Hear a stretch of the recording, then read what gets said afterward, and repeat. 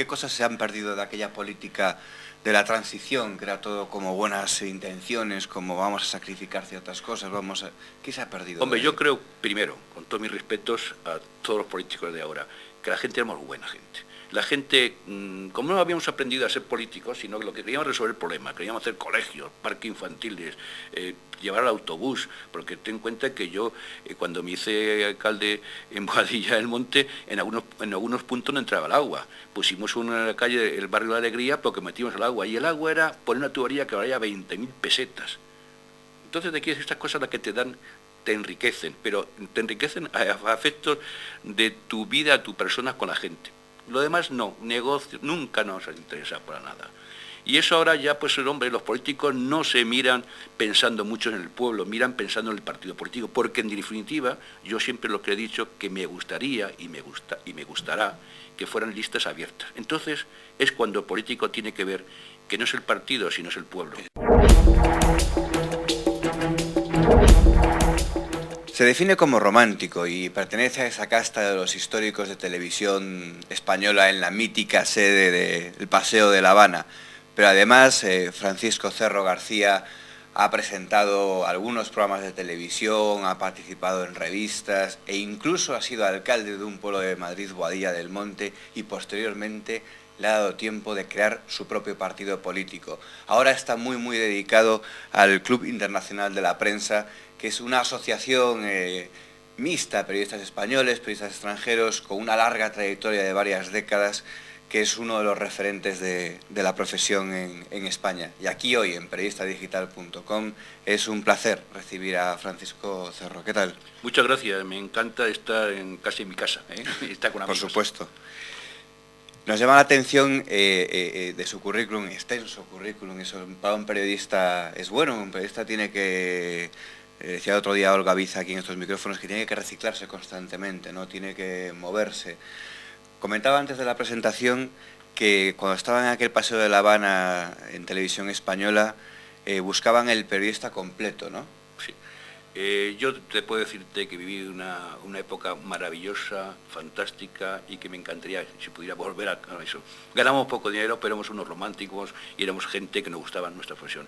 En televisión española la hacíamos 50 compañeros y amigos, no había horas, ni había... Eso, todo el tiempo lo dedicábamos para televisión. Incluso más te puedo decir, los días que no estabas te aburría, ibas con tu compañero. Ahí encontré a Antonio Fraguas, Forges, encontraba nunca. O sea, yo creo que televisión española, cuando estaba funcionando bien, es cuando estaban los servicios mínimos, porque yo creo que sobraba gente. Y eso es malo, porque entonces hay poco trabajo, y al ver poco trabajo hay mucha conspiración. Por tanto, ¿cree que hacía falta esta refundación que ha habido estos años de Radio Televisión Española? Hombre, yo lo que creo que hace falta, que sobraba gente, no había que haber metido tanta gente. Ahora también creo que las personas con 52 años, que es cuando tú has adquirido una madurez profesional, a lo mejor en el mismo puesto no había que estar, había que reciclarle, pero esa gente sería muy importante que enseñaran todo lo que habían aprendido a sus compañeros. Porque se pueden notar esos vacíos, ¿no? Pues yo pienso que televisión ha sido ciclo. Cuando en la época mía ser joven era ciudadano de segunda categoría, porque no creían la gente en ti. Ser mayor es al revés. Yo creo que no hay que mirar si es joven o es mayor, hay que ser si es profesional o no es profesional. ¿Y de la televisión se fue a la política? No, yo he estado, televisión ha sido, digamos, un impasse. Yo cuando fui alcalde, en aquella época no cobraban los alcaldes, entonces seguía, porque yo no quería dejar televisión. Yo te dije que yo fui a la alcaldía para arreglar el teléfono, ¿me comprendes? O sea, ¿Pero cómo fue aquello? Que no funcionaba el teléfono del ayuntamiento y fue allí a arreglar el... No, yo me compré un chalecito cerca de Prado del Rey, y que era Boadilla del Monte. Claro. Eso me permitió comprar a un buen precio el terreno, porque, por ejemplo, te puedo decir un ejemplo, antes estaba a 220, que eso hace, claro, 30 y tantos años, y ahora está a 20.000 o 12, no, ¿qué verdad? 50.000 el metro, o sea, una bestialidad. Entonces, pero claro, el problema que tenía era que era a 20 minutos de Madrid y a 2 horas o 3 horas de teléfono. Y claro, eso era complicadísimo para un periodista y sobre todo... Estar tan lejos del teléfono. Entonces yo, bueno, me metí allí, que es ahí yo. ¿Y cómo se creó un partido político? Pues yo lo creí en 6 meses. Además, con temas muy curiosos de Unión Independiente de Boadilla, que no te equivoquen, tu problema es el nuestro, y a partir ese era el lema. Esos eran los puntos de enganche. Y sobre todo la gente del pueblo, los de que me habían conocido como alcalde, se engancharon, gente modesta, muy modesta, que posiblemente si hubiesen militado en un partido de primera, no me hubiesen votado. ¿Qué cosas se han perdido de aquella política de la transición, que era todo como buenas intenciones, como vamos a sacrificar ciertas cosas, ¿qué se ha perdido? Hombre, yo creo, primero, con todos mis respetos a todos los políticos de ahora, que la gente éramos buena gente. La gente, como no habíamos aprendido a ser políticos, sino que lo que queríamos resolver el problema, queríamos hacer colegios, parques infantiles, llevar al autobús, porque ten en cuenta que yo, cuando me hice alcalde en Boadilla del Monte, en algunos puntos no entraba el agua. Pusimos una calle, el barrio de la Alegría, porque metimos el agua, y el agua era poner una tubería que valía 20.000 pesetas. Entonces, de aquí estas cosas las que te dan, te enriquecen, pero te enriquecen a efectos de tu vida, tu persona con la gente. Lo demás no, negocio, nunca nos interesa para nada.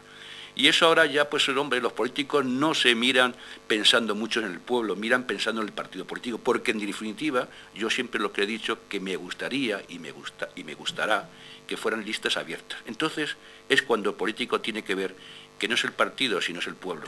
Don Francisco, háblenos del Club Internacional de Prensa, que es algo que pues, los periodistas oímos hablar mucho de este club, organizan eventos, reuniones, pero también para el gran público,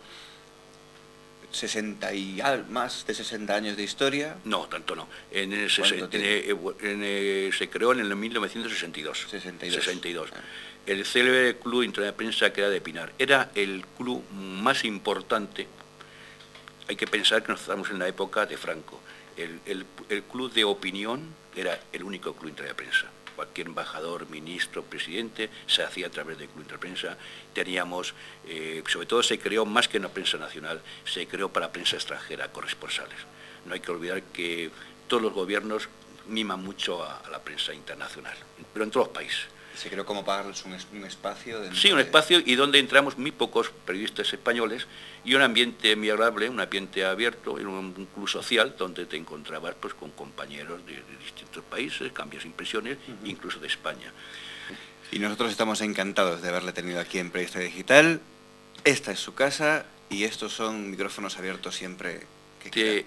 Te agradezco mucho esta oportunidad de estar con compañeros amigos y ver este estudio que tenéis con gente joven. Eso me da la sensación de que vuelvo a Paseo de La Habana.